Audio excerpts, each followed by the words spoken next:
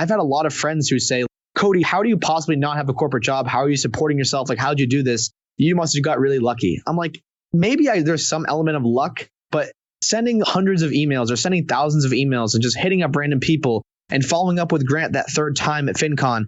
I even had people at FinCon were like, oh, you're so lucky Grant brought you on that tour. I'm like, well, did you message him the day after FinCon and email him saying you're willing to do anything to work with him and then follow up twice? No, you didn't. So like, of course there's an element of luck, but I think luck is where opportunity and hustle meet or something like that. Hey, it's Rocky. Welcome to Richer Soul. Today's guest is Cody Berman, who is starting his life journey towards financial freedom with a massive head start. Let's hear what he's done and how he's able to do that.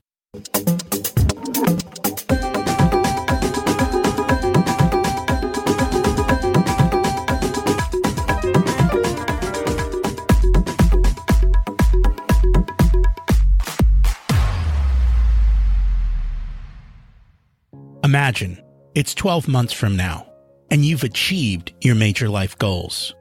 How does it feel to be in the best shape of your life? To wake up energized, excited about the day? To have great relationships and friends who support you and propel you forward? How does it feel to have an excess of money, to be able to make the choices you want? To be fearless and open to trying new adventures? Imagine being connected to the universe and it providing everything you desire.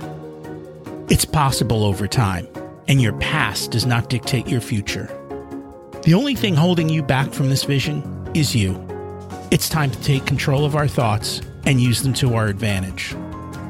Welcome to Richer Soul, where we achieve our dreams and bring balance to health, wealth, relationships, time, and spirituality.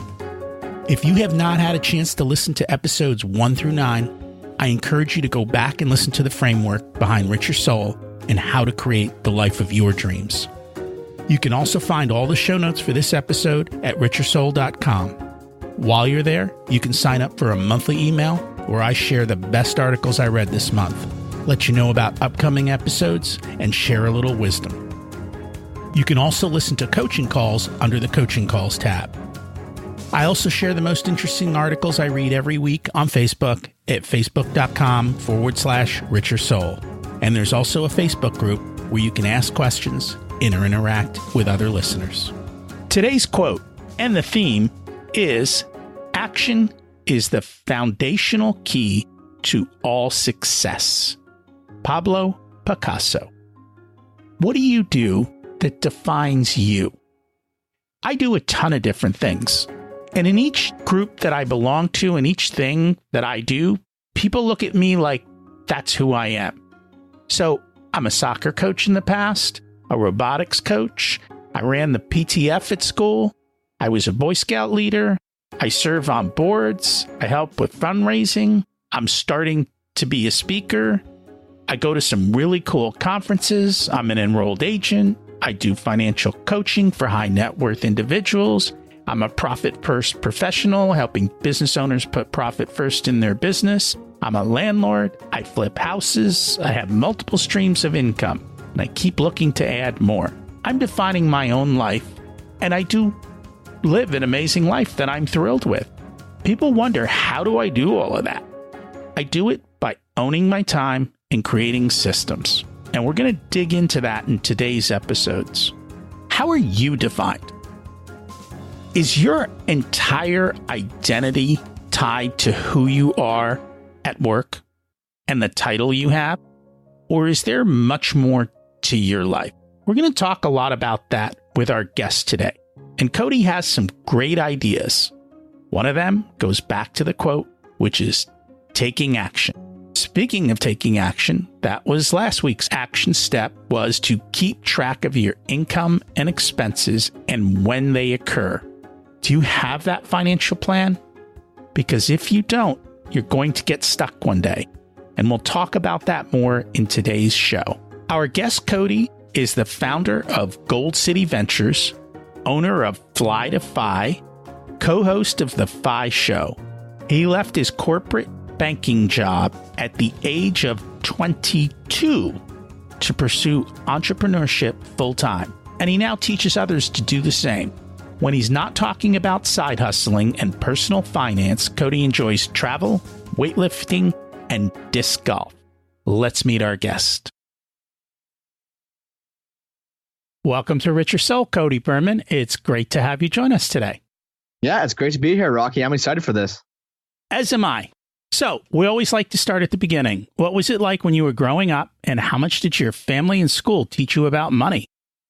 Growing up, my parents were definitely in the frugal mindset. They didn't really know too much about like side hustles or financial independence, which I'm sure we're going to talk about later because I am like 200% super gung-ho about that stuff. But I was raised in a family where at least we were money conscious. Like my parents would say, you can either get this thing now, like the quick satisfaction, or you can save your money and you'll have all this money later on. So maybe you can buy a car when you're 16. So we kind of had that playing in the background the whole time. And I think that really lent to building a solid financial foundation for me. Were there certain things that they did to kind of consistently instill that in you, or was it general conversation, or how did that come about? Yeah, so I actually recently interviewed my mom for my podcast, and she was kind of telling me all the stuff that she did to make me who I am today. One of the things that I distinctly remember, this was from age 0 to age 10, because at age 10, I got my first side hustle. My dad would match everything 100% that we put in. Now, these weren't huge sums of money to him. It would be like $15 from grandma or like $5 from X. But if we put that in the bank, instead of going out and buying Pokemon or Yu-Gi-Oh or baseball cards or anything like that, that $5 we put in the bank would turn into $10 the next day. And my brother and I just thought that was the coolest thing ever. Now, obviously, you and I both know those are not realistic returns whatsoever. But to us, that was so cool. So it kind of just stuck with us. So was that a one-time double, or did it grow after that? It was a one-time double. He did put it in some savings bonds and some CDs. So at least we were getting like 2 or 3% instead of like the 0.001 you get in a checking account. But it was a one-time double. All right. So it was about getting the initial thing of learning to save and to do that. I guess I would, because I gave my kids an allowance, and I gave them an allowance specifically so that they would have money in their hands. And if I had to double that, it would end up being lots of money. So that was the thing. And that was something that my mom mentioned, because I asked, like, why didn't you give us an allowance? And she said, we wanted you to earn the money so you could feel what it felt like to like get a paycheck, or at least get some cash under the table from your family members. Just be able to manage your own money. So that was something that I guess she did deliberately. So like I said before, when I was 10, I got my first side hustle. I was working in the snack shack at my uncle's disc golf shop. So I was literally just selling snacks, working the lost and found, making $5 an hour. I thought I was the man, but I was saving all that money, Rocky, because my dad would double it. So if I made $20 on one weekend, all of a sudden it'd be $40. And I just like, wow, this is insane. Were you ever allowed to touch that money, or did it stay there kind of in perpetuity? I was allowed to take it as much as I wanted to, but being the crazy money person I am today, I think it was kind of hardwired in my genes that I really liked seeing my money double and double. So I could have taken it out. I could have blown it all if I wanted to. It's kind of like the marshmallow test. I was definitely the kid who would wait for the second marshmallow. Is that just natural, or did your parents do something to kind of instill that part of it into you? I don't know. I'm sure part of it is natural. I'm not a neurologist. I don't know exactly what's firing my brain, but I think they definitely played a pretty important role in that. They would always have me do like compound interest. They'd be like, okay, what's 2 times 2? What's 4 times 4? Just showing me like how compound interest is insane. I'm sure you've heard like that anecdote with like, if you get a penny and it doubles like every day for a month, by the end of the month, you're like a millionaire. And like, I just thought that was the coolest thing ever. The end of the month, I think it's about 10 million.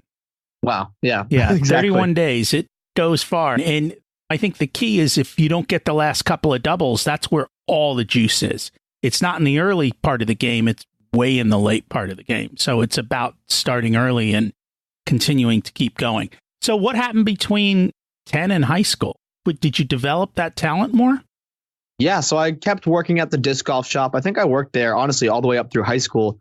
When I first got into high school, I got a job as a busboy/host at a restaurant. So I was making even more money. But again, I'm saving like 95% of my income. I didn't have the match from my dad. That stopped at age 10 when I got that first side hustle. But I was investing. Like I had some money in CDs. I wasn't really investing in the stock market yet. I wasn't that adept, but I was making like 2 or 3% of my money. So even a few $1,000s in the bank, you're making like, I don't know, $50 a month, or not, maybe not a month, but you get some kind of return. And it was exciting to me. So I guess kept saving and kept saving. And that's cool. And then I know you've got some pretty good stories about college and how you kind of cut the cost of college and were able to get through on, for lack of a better word, a shoestring budget. Absolutely. And so just moving through high school a little bit, I wasn't quite as money savvy as your listeners may think that I'm like some superstar. You're popping me up here, Rocky, but I did spend almost everything I had saved on a sports car when I turned 16 because my dad told me that it was safe and he'd rather have me have a nice car than a crappy car that I'm going to break down in. So I spent like $12,000 or $13,000 on a sports car, age 16. That was all the money I had saved up. Stupid decision. I'm looking back. I'm like, oh man, that would have doubled like 3 times over by now. But beside the point, yeah, going into college, I knew that it was going to be a boatload of money. My parents always used to say, we'll figure it out and help you as best as we could. At the end, like when I think it was my junior year of high school, we were between 2 colleges. One was a public university, one was private. Even with a half scholarship, the private university was still $30,000 a year.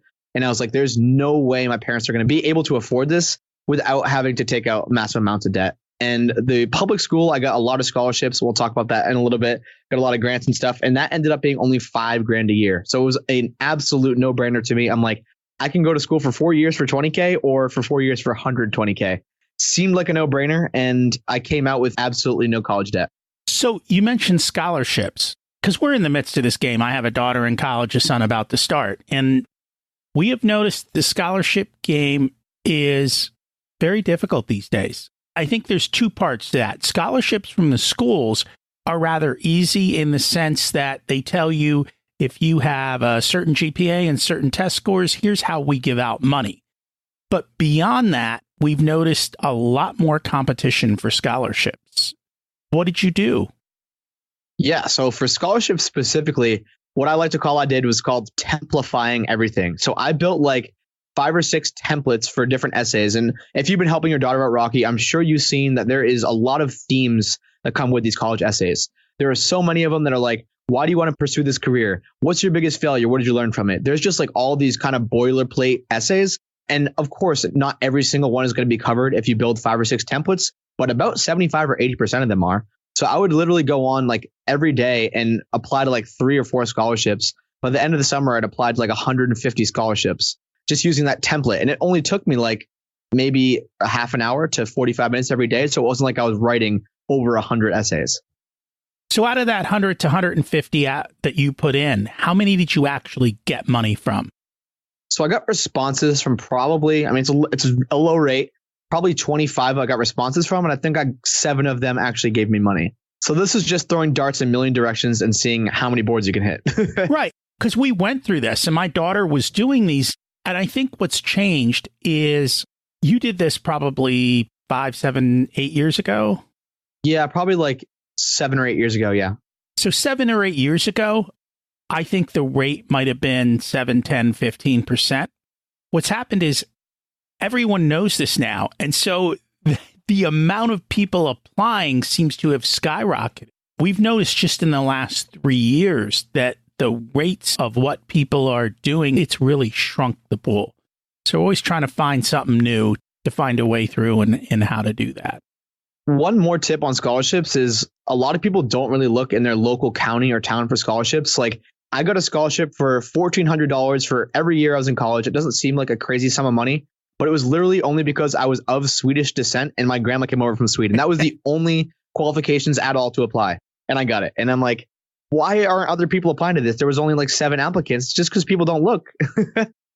My kids scoured, and I think that they always get mad at us. They're like, we got unlucky with the lottery of parents in the sense that we don't have a need-based. So like literally today, when you look at scholarships, the majority are need-based. And so they get none of those. We're of Indian descent. There's like next to 0 Indian descent scholarships. On top of that, their SAT scores have to be 150 points higher just to match what everyone else is getting because they put them all on a curve and all the Asian kids are doing better. And so they're like, we lost out on every single lottery here. This isn't fair. You have to help us out. So one of the things, I just want to pivot from scholarships for a second. And I just want to give some general other college tips, like AP and CLEP exams are something that a lot of people don't take advantage of or don't know about until after high school's over. But those types of exams, advanced placement, I don't know what CLEP stands for. I don't remember exactly. Something learning exam placement or something like that. But these are classes that you can take in high school or during the summer that you can just basically credit yourself out of college classes. So you could take like statistics in your junior year of high school, and then all of a sudden, okay, you don't have to take statistics in college. Or you could take like English and you don't have to take English. And this tens or hundreds of thousands of dollars. If you could, and you could save yourself thousands and thousands of dollars, say even one semester of credits you get done. If you're going to a private university that costs $60,000 a year, that's $30,000 in savings. So I really, really encourage anyone who's 14, 15, 16, start thinking about these AP and CLEP exams, and it can really save you a lot of money down the road. And that's very true. And I don't think what a lot of people don't know is that you do not need to take the AP class to take the AP exam. You can actually just study for and take the AP exam and get credit. I think it depends on the school. A lot of schools do take AP and they do take CLEP, but the higher tier schools tend to be less likely to take them. So I think we learned a lot when my daughter went through the process. And so now we ask questions with my son. Will you take AP credits? Will you do this? What are your policies and what will you accept? Which unfortunately, what it's done for my son is he literally in his sophomore year of high school started to have to make college decisions because we had to ask the question, what will you accept? What's the path? It made it a lot more stressful in the sense of him of start to make some decisions. What he did is our local community college offers high school students credits at $125 a credit hour. So you can literally take an entire semester of classes for $2,000. But you've got to sit down and have a conversation with the colleges you want to look at and say, what classes are you going to accept from here? What are your equivalents? And it takes a bit more planning, but it will save you thousands upon thousands of dollars. For me, I think it was much more, it puts the onus on them to step up and it puts the kid to have skin in the game. And as we've seen with you, when you have a kid with skin in the game, they tend to step up and do a lot more in life a lot faster. And so, you have to have that parenting that is intentional up front.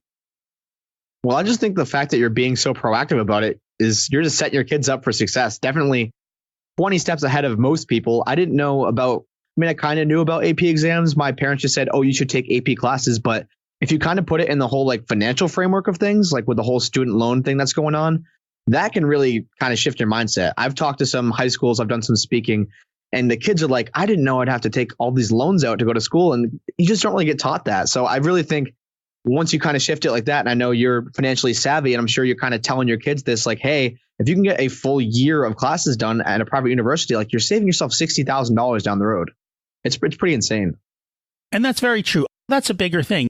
Parents aren't having conversations with each other about money. So the husband and wife aren't having the conversations, and then no one's having the conversation with the kid.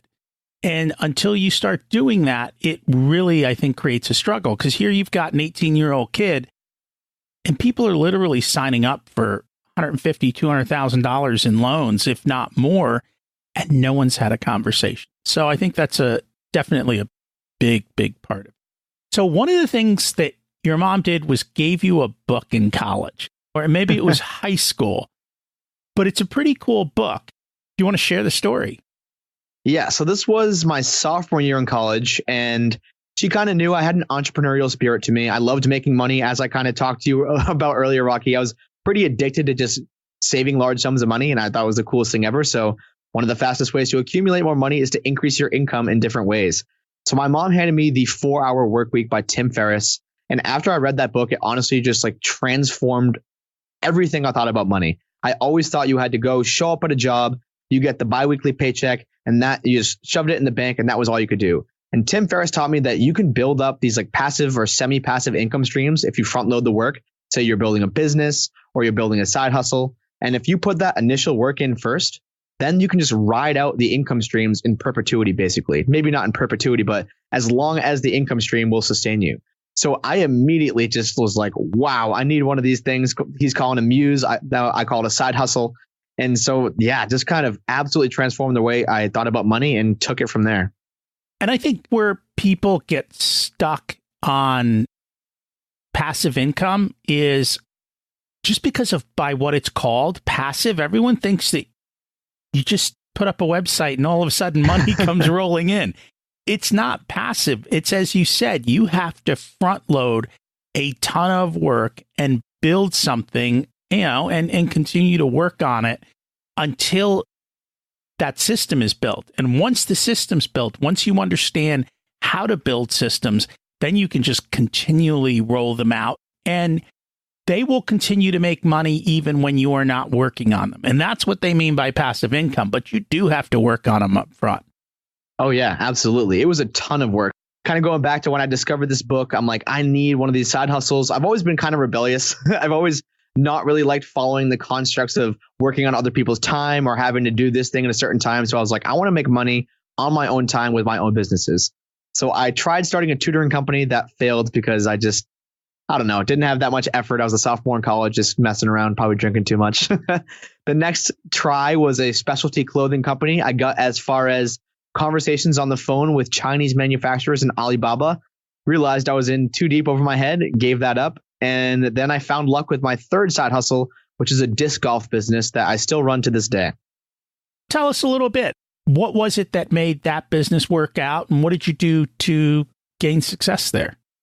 So I think it was a confluence of a bunch of different factors. One, like I mentioned in the beginning of my story, I've kind of been in the disc golf community my whole life. I was working that snack shack when I was 10 years old, been playing since I was 8. I know a bunch of the players. We have a bunch of courses around here. So I love the sport. It was something that really intrigued me. I had been going to school, and I was going to school as a sophomore at the time for finance and economics. I knew how to make spreadsheets and figure out what margins are going to work, how we're going to be profitable. And this is the most crucial thing, is that I teamed up with my good friend Jim, who's a mechanical engineer. Now he works in missile defense, so he's a pretty dang good engineer. And so he was the one actually designing the disc. I was marketing, finance, all that stuff. And I think just the grit, the hustle from two 19-year-olds that really wanted to make a company successful, the fact that we're working together, complementing each other's weaknesses, I think the confluence of all those factors is ultimately what made us succeed. And I think there's a couple of things buried in there that people may not realize. Number one, it's a lot better to do something with someone else because the two of you push each other. Number two, we all have certain things that we hate to do, right? And so the engineer probably would love to cat out a design, but has no desire whatsoever to build a marketing funnel for it. That's very true. When you have those counterbalances of skills and desires, and you put them together, it's like peanut butter and chocolate. It's just much, much better. Everybody wins, right? Absolutely. And I honestly think the accountability thing you were talking about, it's like, if I don't finish this project or don't finish X or Y by this date, it's not like I'm just failing myself. I'm also failing my business partner. So I really like that. That's made me succeed in other ventures as well. Just having that business partner is such a good accountability tool. And it is. And I know for real estate, we flip houses and it's the same thing. I have a partner and my partner we are exact opposites. And because we are exact opposites, I think we probably drive each other up the wall. But together, because we each understand our areas and can do certain things, we've always had success. Because where I lack, he shines. And where he lacks, I shine. And together, it comes together. It's just getting over the two of us working together. But over time, that happens. It's like peanut butter and chocolate, right? It's like peanut butter and chocolate. Yeah, I love peanut butter and chocolate, although you can't eat it much because the chocolate's got too much sugar and it's not good for you. But occasionally, everything in moderation. I heard a story of something you started doing in college, which was networking through LinkedIn. And I'm very familiar with this whole process, but it's not something that I think we've really touched much on the podcast. And I think it's something that people really miss out on, whether you're in college or later, even in life and business. LinkedIn is literally the Facebook of the business community. And if you're involved in corporate, it's definitely a go-to for networking. It's very different than the other social media. So what was it that you did with LinkedIn in college? I'm so glad you asked this question because I think it's honestly one of the biggest edges I've had over other people is playing the ground game really hard. I want to talk about LinkedIn first, but then just in general, how playing like the ground game, hitting up individuals has really helped me succeed in every facet of my life so far. So on LinkedIn, I think it was called Finance Society. It was this thing at my school. I went to University of Massachusetts Amherst. And one of the older kids who was a senior, he said, it might sound absolutely crazy. And it did. I'm like, what the hell are you talking about?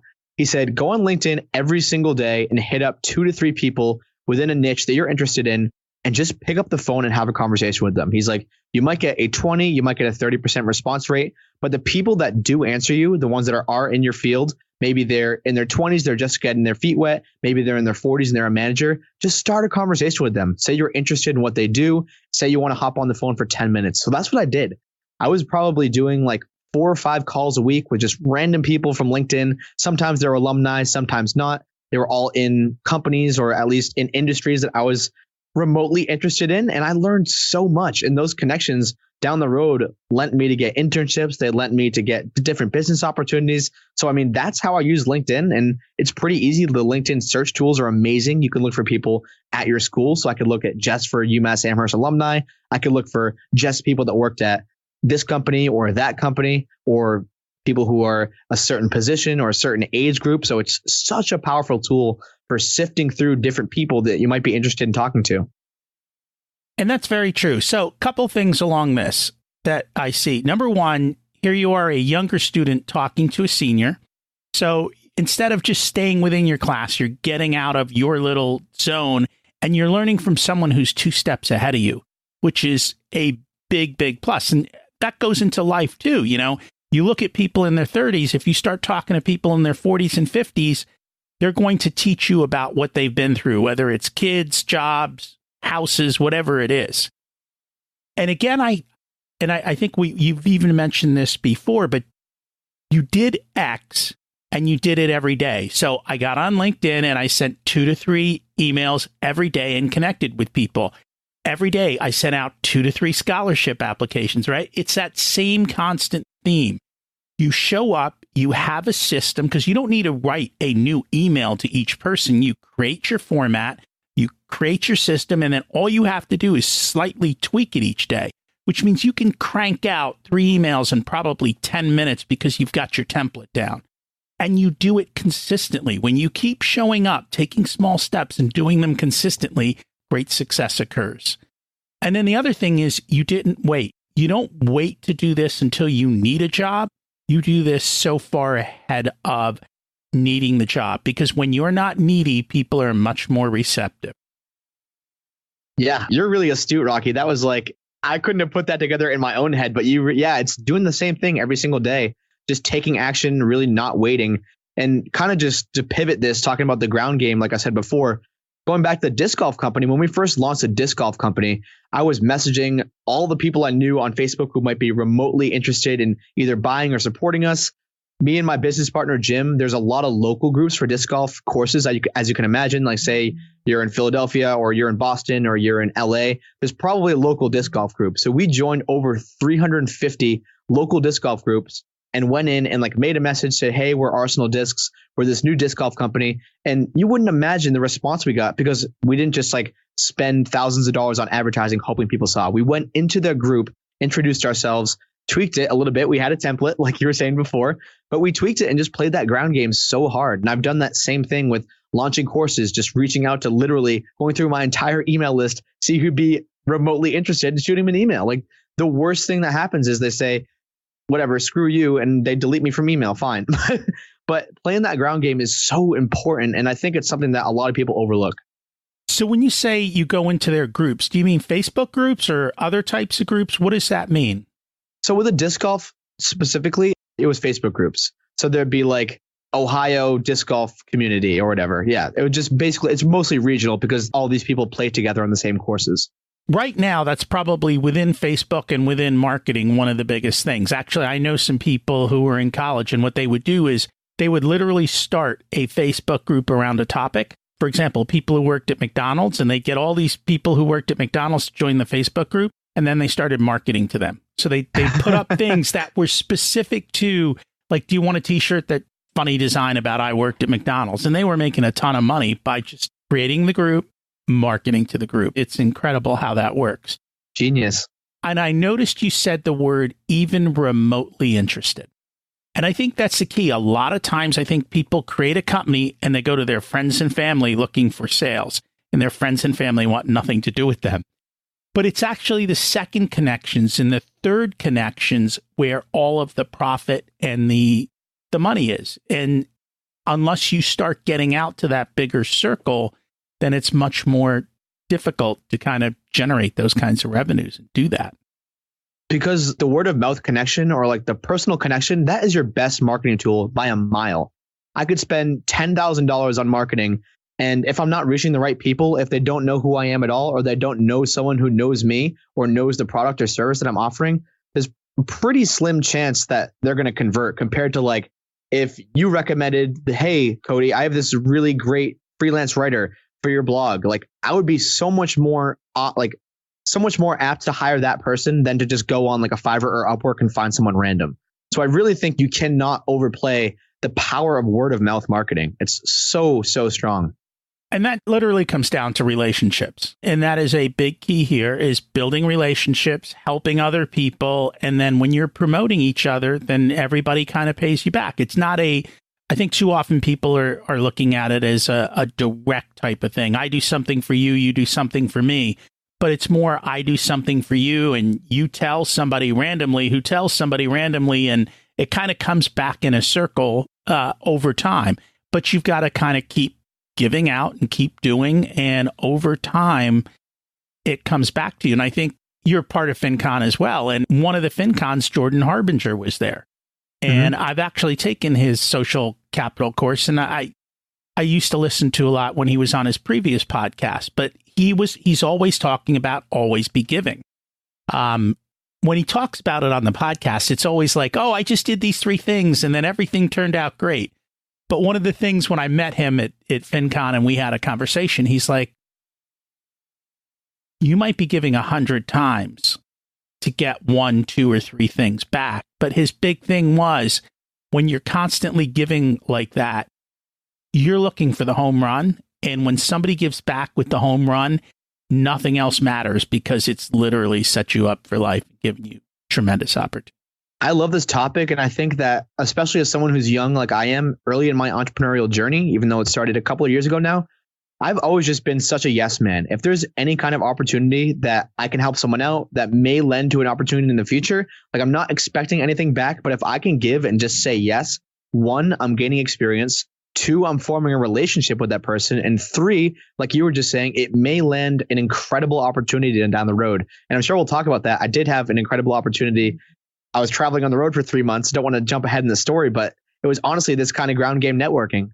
We're going to talk about that in a moment. I was about to bring that up. But before we did that, I just had a question, and I don't know that you have or haven't. Ramit Chetty is going to be our keynote this year at FinCon. A lot of what you're talking about is a lot of the material I actually learned from him.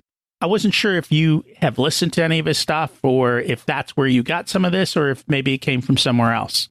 So he definitely came later, like after my opinions and thoughts had already been formulated in concrete. The first time I actually ever heard him speak was on the Mad Scientist podcast.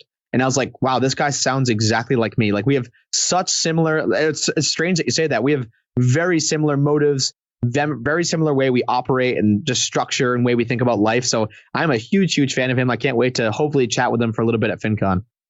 So literally your scholarship plan is exactly what he did. He's probably 10 years older than you. So he did it 10 years before you. The LinkedIn thing, 10 years before you, all of those things. So that's why I was wondering, because it's like, oh yeah, he's doing the exact same stuff as this other guy's teaching people to do.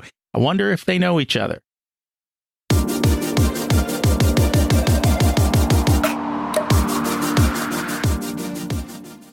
Today's episode is brought to you by Profit Comes First. Do you love the work you do in your business, but struggle with the financials? Does your bookkeeper or accountant spend time to analyze your business, or are they just processing numbers and doing taxes? Having an expert on your team to help you put profit first and ensure the dots are connected can remove the stress and anxiety. It also ensures that you can reap the rewards of your hard work in your business. The result is to have the money to live the life of your dreams. You can learn more at profitcomesfirst.com and look for the link to schedule your no obligation free call to see how you can prioritize profit coming first in your business and creating the life of your dreams. There's also links in the show notes.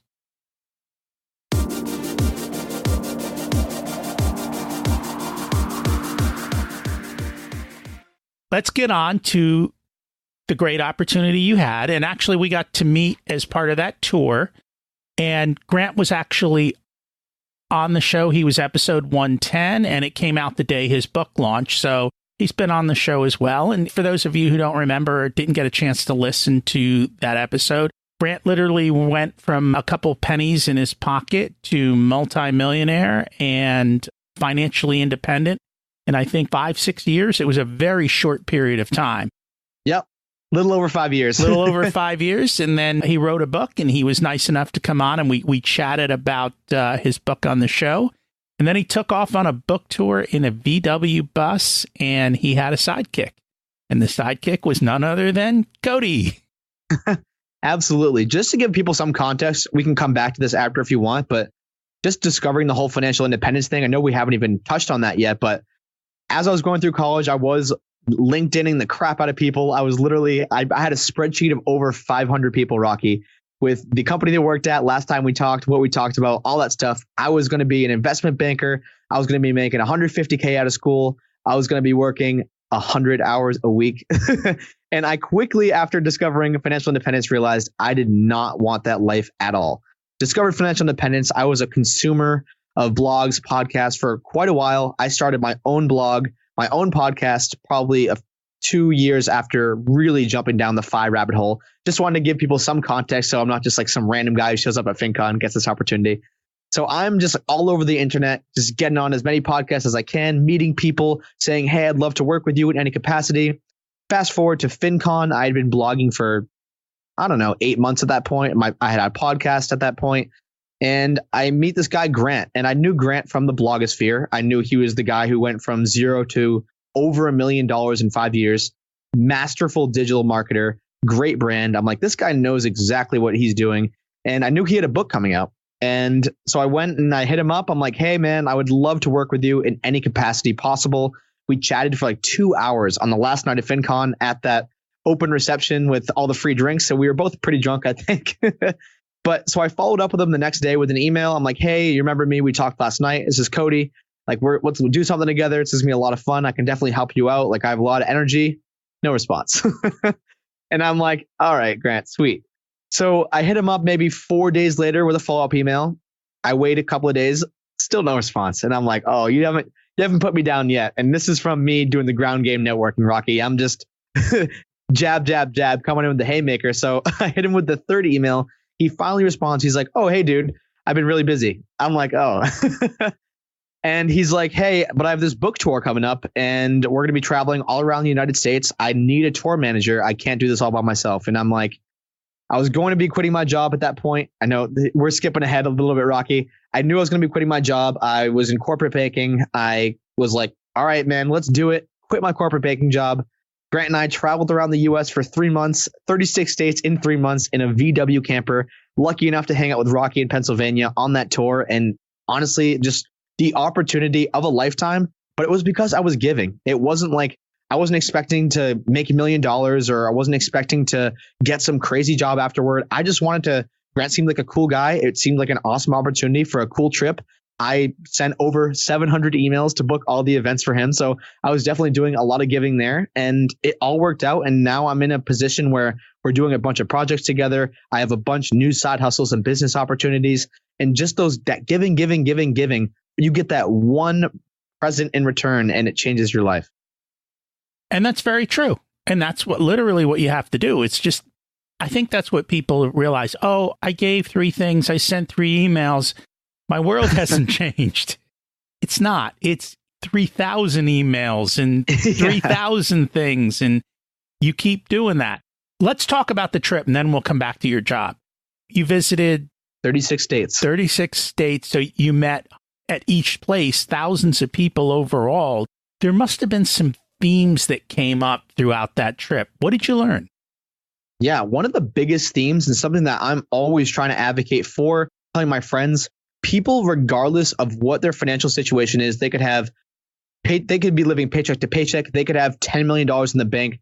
There's some element of fear when it comes around money and living a life by design, living a life that you love, that people just can't seem to get around. And I try so hard to get my friends to realize this. Like just recently, I asked a bunch of my friends, hey, does anyone want to go on a backpacking trip throughout Europe for a month?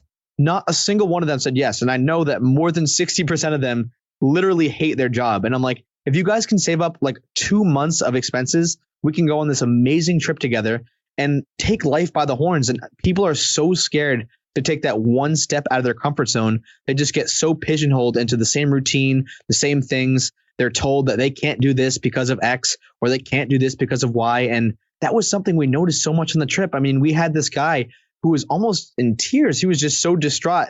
He's like, listen, Cody, listen, Grant, like I have something to say. I'm pretty upset about it. He's like, my savings rate's only 50%.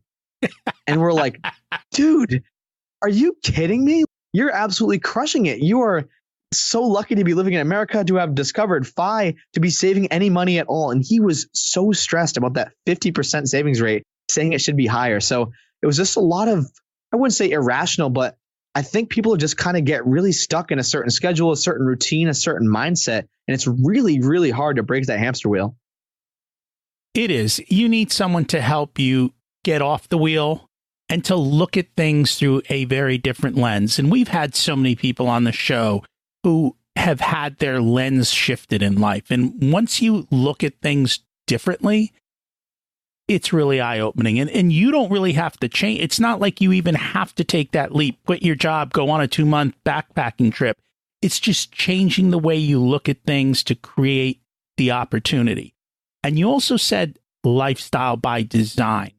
And I think that's the one thing people don't actually lay out what they want in life. They play the lottery of life. They wait for opportunity. They wait for a job offer.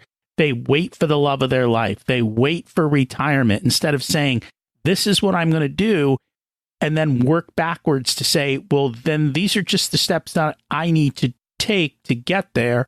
And then once you do that, and, you know, kind of the concepts out of the 4-hour work week is, how do I 10x it and do it even 10 times faster? Because you can when you start thinking through it and you focus on it. I think we're just in such a quickly changing and dynamic world where people don't even understand some of the opportunities that are available. Like, I don't think it's ever been easier in history to make money. You could wake up at 3 a.m. and answer surveys on your phone. Obviously, those are pitiful returns on your time, but it's just never been easier in history to just make money doing random stuff. And so if you're in a position where you can't save a month of expenses, or you're just living paycheck to paycheck, you can't seem to break that cycle, there are ways you can go out there, whether it's side hustling, whether it's freelancing, whether it's doing some kind of gig economy work. Like, there's so many different opportunities. So I really like how you say that. And I've had a lot of friends who say, like, Cody, how do you possibly not have a corporate job? How are you supporting yourself? Like, how'd you do this? You must have got really lucky. I'm like, maybe there's some element of luck, but it's like sending hundreds of emails or sending thousands of emails and just hitting up random people and following up with Grant that third time at FinCon. Like, I even had people at FinCon were like, oh, you're so lucky Grant brought you on that tour. I'm like, well, did you message him the day after FinCon and email him saying you're willing to do anything to work with him and then follow up twice? No, you didn't. So, like, of course there's an element of luck, but I think luck is where opportunity and hustle meet or something like that. You create your own luck by showing up and doing the hard work. That's just the reality of it. And absolutely, you have to kind of keep doing that. So let's touch on the story. You get out of college, you have your financial degree, you get the great corporate job. What happened? Yeah, I kind of knew this was coming. My initial plan was I wanted to retire within 6 or 7 years from working. I wanted to be retired at 28, and it would be a good story. I was in corporate banking, commercial real estate lending specifically.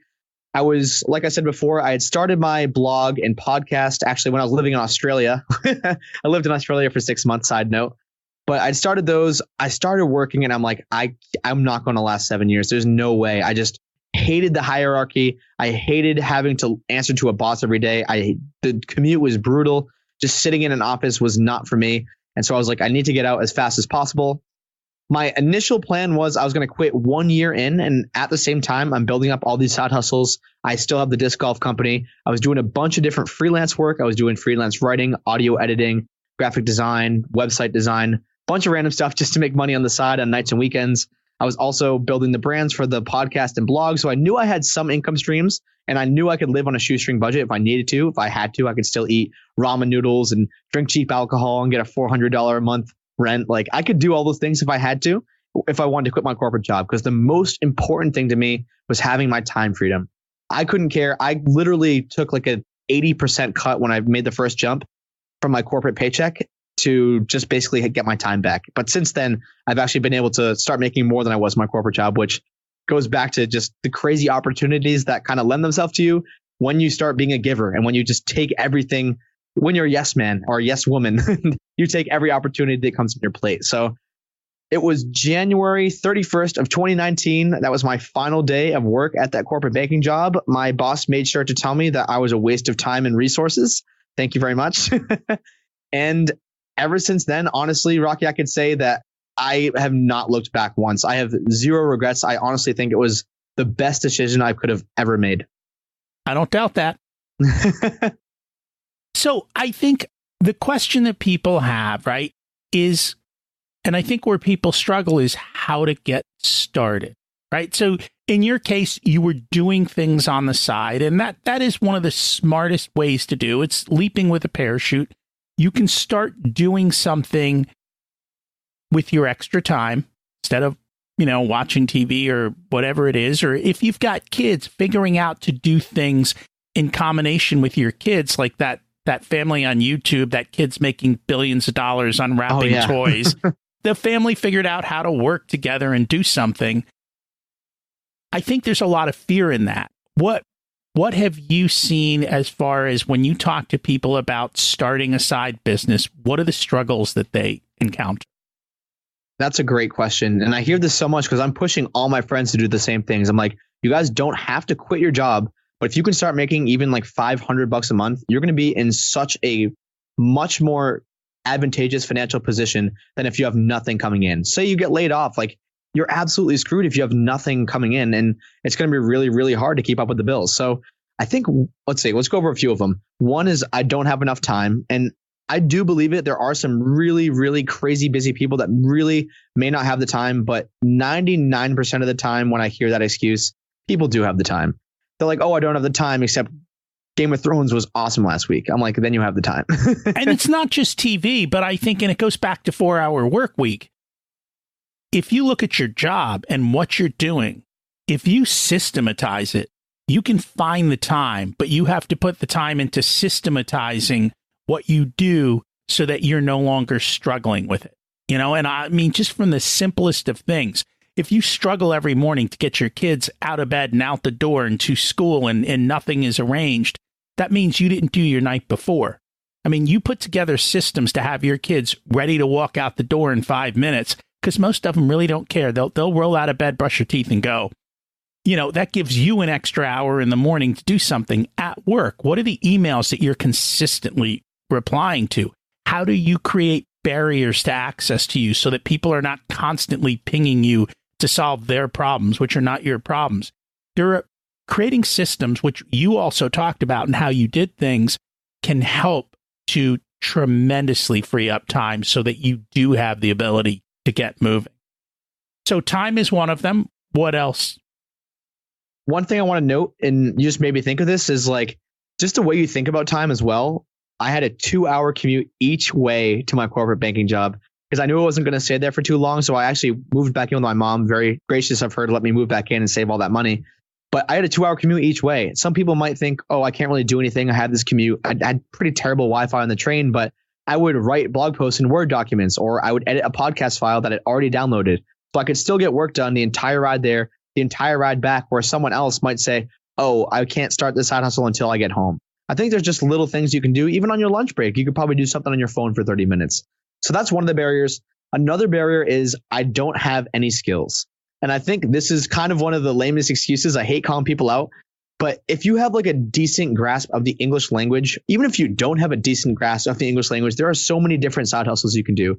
You can deliver food. I know Uber and Lyft and all those get such a bad rep, but you can make some money if you're strategic about it. If you don't have a new car, you're driving like a decently oldish beater, like a $3,000 car, you can actually turn a profit with those. But if you have like any kind of But jobs on like Fiverr or Upwork or just in your local community, like being a freelance writer is a lot easier than people make it out to be. If you have free tools like Grammarly and Hemingway Editor that can make you seem like a rock star, even if you're not that great at writing, you can learn a skill like audio editing, honestly, probably in a couple of hours, watching different tutorials and learning from people. You can learn basic graphic design. You can just be like a virtual assistant. You can answer emails for people. There are so many different things that don't take a whole heck of a lot of skills. Or if they do require skills, they're skills that you could probably learn in a couple of hours or maybe a few days max. So I think that's one of the biggest barriers. And that's the one I hear the most from my friends that I push toward this stuff. And I think a lot of your friends are probably in the younger age group. Yeah. As I look at my friends and people in the older age group, I sit here and say, you all have a ton of skills, or maybe you have certain passions. Why don't you go start spending time on your passions? So your side hustle and your passion kind of go together. You know, if you've done something for years at work, there may be something there that you can use from work to start a side hustle, or even something that you enjoy more at work, but you don't get a chance to do to kind of build your career. If you're in, let's say, software, and your blog is about some of the latest things in software that interest you, and you start to become the expert in some of the newest, greatest trends that are going on in software, that works as well. Or maybe it's something that you like to do that's totally outside of work. You know, you've got skills or things that you used to do 20 years ago that you stopped doing that you find enjoyable.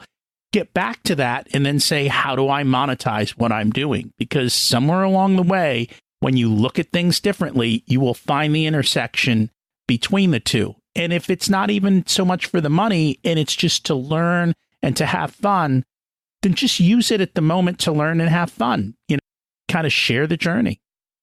And something that I mentioned earlier, going back to creating content, is that it's never been easier to, one, contact people and just like spread your message as far and wide as it can possibly go with the internet. And two, making money online. So say you're in any trade whatsoever, you're an electrician, you're a plumber, you're a welder, you just put your phone on a tripod and do what you do and every single day and throw those videos up showing people, hey, this is how you wire an outlet. Hey, this is how you fix a toilet. Like, there's so many different ways to monetize literally any skill possible, because there's always someone, if you have a skill, there's usually someone on the receiving end that wants to learn a little bit about that skill. And I think one of the biggest struggles is the skills that people have, they naturally don't think that anyone needs to learn that because it's just so easy. Everyone knows how to do this. Yeah. And so it's sometimes just understanding what those skills are that you have that everyone else is kind of envious of, that you just take for granted. Definitely. What else did you find surprising on that road trip with Grant? One of the things that was really impactful to me was how few things I needed to be happy and live. I literally lived out of 2 suitcases. That was it for 3 months. And I didn't miss a thing at home. So actually, when I got home, I got rid of like 80% of my possessions, because being able to travel light, I love being a digital nomad where now all my businesses are managed from a laptop. As long as I have Wi-Fi, I can do that. So one of the things was just being light on my feet. So I got rid of a bunch of stuff. And the road trip really just showed me, like, you don't even need that much stuff. We didn't even have a shower. We'd go to Planet Fitness to shower and work out. Usually 4 or 5 times a week. We weren't every day, but it was really freeing, just the simplicity of life. And I think that's a big part of it, is the simplicity of life when you start getting rid of stuff. And that was a big lesson that I learned through life, because we followed the old path of, you know, buy the big house and fill it full of stuff. And at one point we just like, enough's enough. And then we had to pay people to get rid of all the stuff in the house, you know? And so you know, you're lucky in that you're learning these lessons very early in life. You're learning how to connect. You're learning the value of your time. You're learning your wealth. You're learning your health, and putting them all together. And those are a lot of the things that we talk about here. Well, I just want to enrich your soul. That is very true. So you've started something new. You've come out with a couple of new courses that are available. Would you mind sharing a little bit about what you're working on with those and how some of the people might be able to benefit? Absolutely. So kind of going back to, I'm such a big advocate. My friends probably hate me because I'm always telling them to start a side hustle like hey, you guys should go do this. It's so easy. Or maybe not so easy, but you can definitely do it. You're pretty smart. So I teamed up, if anyone else listens to podcasts in the financial independent space, from Jay or Julie from Fire Drill podcast. We've been working together for the past 6 months now on this side hustle course. And like you mentioned, there's 3 different tracks. So one is blogging for profit. So that is creating a blog. And like you mentioned before, figuring out a way to monetize something that you're passionate about talking about. The second track is freelancing. So I cover audio editing. I cover freelance writing. I cover some web design. I cover some graphic design. Basically what you need to get started, where you can find freelance work, how you can get paid the most for your money, and pretty much just everything you need to know to get started. And then the last leg of the course, I've been dabbling a little bit. I've been kind of a beta tester, but this is mostly Julie, my business partner's bread and butter. And she's been crushing it. I don't know if you've heard of these before, Rocky, with Etsy printables. And I guess people go on Etsy and say you have a wedding or you have some event. You'll print out this printable sheet. Say you have let's just use a wedding example. And at every table you have the itinerary for how the wedding is going to go, where you print out all these people's names. And it's a fancy thing. You design them and then people buy them for $5. It's literally going back to the Tim Ferriss thing. You set it up one time, you market it correctly, and you just watch the profits roll in. So she's made I think almost $10,000 from a store she set up one time and then didn't touch it for a year. So those are the 3 legs of the course. It's basically a end-to-end system of how you can monetize each one, and super excited. We already have a bunch of people in the course who are already making money. It's honestly really rewarding, going back to kind of giving. Yeah, we are making money from the course, but these people have already made more money than they paid for the course. It's super inspiring. This keeps me lit up. And I'm learning things from students as well. So it's been a lot of fun. So are these 3 different courses, or is it 3 courses wrapped in one? So it is 3 different courses. We haven't done any bundling options yet because there's over 300 videos total. So we think it's a bit overwhelming if someone were to do all 3. So we did split them up into separate silos, but we have had people who have gotten all 3 courses and are running through them one at a time. Okay. And I encourage people not to buy 3 courses. Buy one. Yeah. Pick Stick with one. Go deep, learn it, master it, then get the second one. Exactly. Everything in time. Otherwise, you spend your time learning and in no time doing. And that is not good. But that's true. I think a lot of people, even for professionals, you can freelance your work. If you're a CPA, you can freelance for taxes. If you're an attorney, I think is it LegalZoom, where they create standard forms and sell them over and over again. There's all that type of stuff. Regardless of where you are, there's opportunity for you somewhere. And I think that's the biggest thing is I think everyone's trying to look for something new, and it's difficult to create something new, and people are also hesitant for new. But if you take something that's bread and butter vanilla and you just make it a little bit better and you offer it, or you offer it in your flavor instead of vanilla, you have great opportunity with just everyday basic things out there that you're skilled at. It's just a matter of what do you want to do? What do you enjoy doing? And taking the time to think through that. I think that's the biggest thing. When you're stuck in that hamster wheel, you don't get the time to think and to step back and do that. I got to say, Rocky, I think you're a pretty masterful interviewer because you're pulling all these little nuggets out that I wouldn't have thought to say unless you brought something up, even just a glimmer, 1 or 2 words. I think something really important you brought up there is no matter what your skill set is, maybe you're not getting the most ROI out of your skill set. Let's use a journalist, for example. Maybe you're making 25, 30K a year as a journalist, but if you start a successful blog or you start freelance writing, I actually interviewed someone who, she was a journalist. She was making $22,000 a year, started freelance writing for clients. She was getting paid over $1,000 for 1,000-word articles, and she made over 200K her second year into freelance writing. So it's the same exact skill set. You're just repurposing it into a higher ROI activity. Same with someone who, works in radio. Maybe they know how to edit a radio show, but maybe they could go edit podcasts freelance, and people get paid a lot of money for that stuff. So I think you can always kind of rework and repurpose your skill sets, like you were just talking about, to maximize your return on investment. And that's absolutely true. You just have to take the time, be intentional, think it through, connect with people, find people who are being successful in an area. I think we all have these. We all look around and go, I could do that. How's he making so much money? That's not anything special. Well, go do it. Figure it out. Go do it. take one step little by little, and you keep showing up and doing that. Absolutely. Is there anything else you wanted to share on the subject but didn't get a chance to? I think the one recurring theme we've kind of fleshed out in this episode is just take action. Even if you think you're going to suck right off the bat. And I definitely sucked at a lot of stuff right when I started, but just the persistence and keep going and going and going. Like I remember my first podcast episode that came out, I spent like 10 hours editing it. And now I look back, I'm like, that was so dumb. Like no one's going to notice the like spoon dropping in the background. That's like 1 decibel back in minute 3 that was already edited like 16 times over. I was just so crazy and hyper focused about what people thought of me and thinking that I was going to be a failure. But once you kind of just take that first action step, honestly, it's like an avalanche. You get that first snowball rolling and all of a sudden the snow is just piling up. And that's very true. And Cody, I hate to tell you this, but everyone listening is just thinking about themselves. So don't worry. No one's thinking about you. We're all doing what we always do, which is to think about ourselves. It's just the way it is. Based on our conversation, what's one action step people can take to move forward this week? I think someone should just think about any type of side hustle, whether it's literally filling out a survey on your phone and making $2 or starting a company, starting a business, recording videos if you're in the trades. There's so many different ways you can make money. So just do a little bit of research, dip your toes in the water and figure out what works for you. And that's cool. Just get started, take action.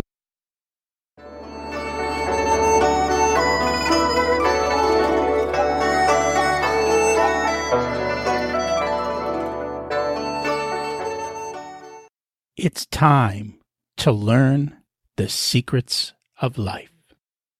What's your secret to living an abundant life? Ooh, this is a good question. I think living an abundant life is just honestly looking at each day and kind of like what we talked about before, mapping out the life that you want to live.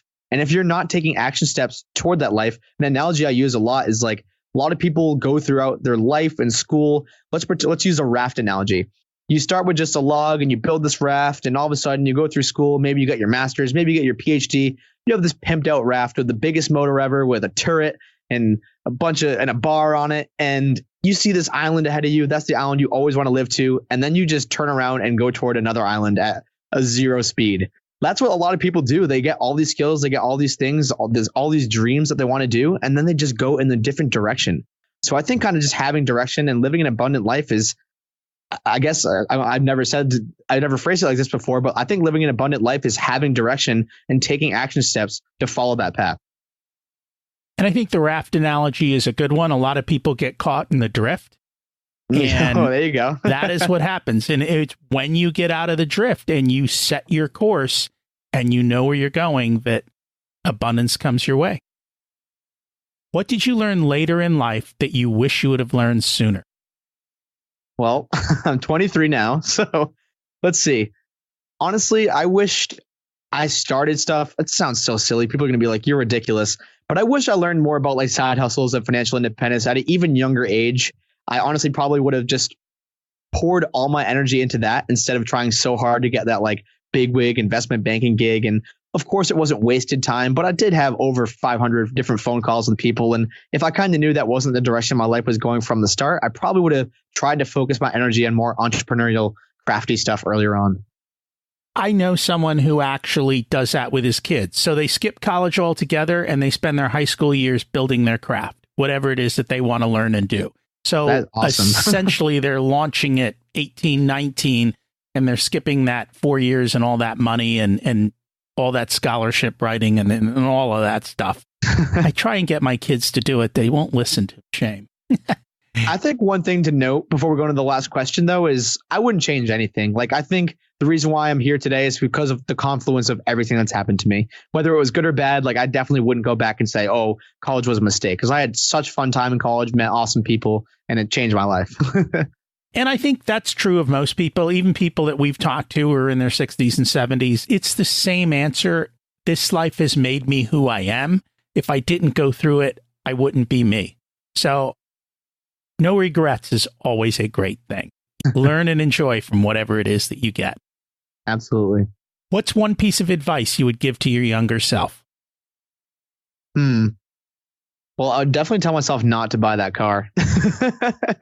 I would have so much more money now. But I think going back to people don't really give a crap about what you're doing or the things you're working on or whether or not you did a great job on this or not. At the end of the day, like you said, Rocky, people only care about themselves. So just go make something. Even if it sucks, no one cares. Like it'll get better with time if you keep doing it over and over again. And that's very true. And I'm going to tell you in 10 years, the amount of money for that car is going to be irrelevant to you. It won't be a conversation anymore. If people would like to find you and connect and learn more about the courses, what's the best way for them to do that? Yeah, so you can find the courses at goldcityventures.com. You can see all 3 tracks there. We have some teaser stuff. So if you want to sign up for the email list, get some intro videos, just get your foot in the door, that is a great place to start, goldcityventures.com. If you're listening to this podcast, I also have a podcast on financial independence called The FI Show. So whatever app you listen, that is also going to be there. Also have a blog, Fly to Fi. The disc golf company is Arsenal Discs. And I think that covers all the bases of me on the web right now. Cool. And I will put links to all of those in the show notes to make it easy for people to find you. Thank you so much for joining us today. Yeah, thanks for having me on, Rocky. This was a blast. Wow. That was an amazing conversation with Cody. He is so far ahead in his life for his young age, and he just keeps taking action. Regardless of where you are, the key is defining what you want and taking the next baby step. Maybe try this week's action step. Think about how a side hustle can work for you. A side hustle is a great way to ensure wealth, maybe enjoy your retirement, and it also provides safety if we end up in a bad economy. By starting now, even if it's just a couple hours a week, you're ready to roll if life changes. You also get to continually learn, and you get to meet great people. I really loved Cody's LinkedIn strategy. It's amazing for creating connections, and you should do it before you need help, because when you do, you already have a massive network behind you. If you're still listening, you must have liked today's episode. So please share it with a few friends. It can start a great conversation, and I'd appreciate it. You can connect with me on Facebook. There's both a Facebook page and a Facebook group for Richer Soul. What's preventing you from moving forward, and who are you putting on your team to help build the life you deserve? Taking no action creates a far worse outcome in life than trying something and failing. Can I help you achieve your goals through coaching and accountability? Just email me. We can start with a short chat to see if we're a good fit for coaching. For many people, one session allows them to take a giant leap forward towards their dreams. You can get me at rocky@richersoul.com. I'd love to hear how you're doing and how the information I've shared has helped. Thanks for listening. Have an abundant week.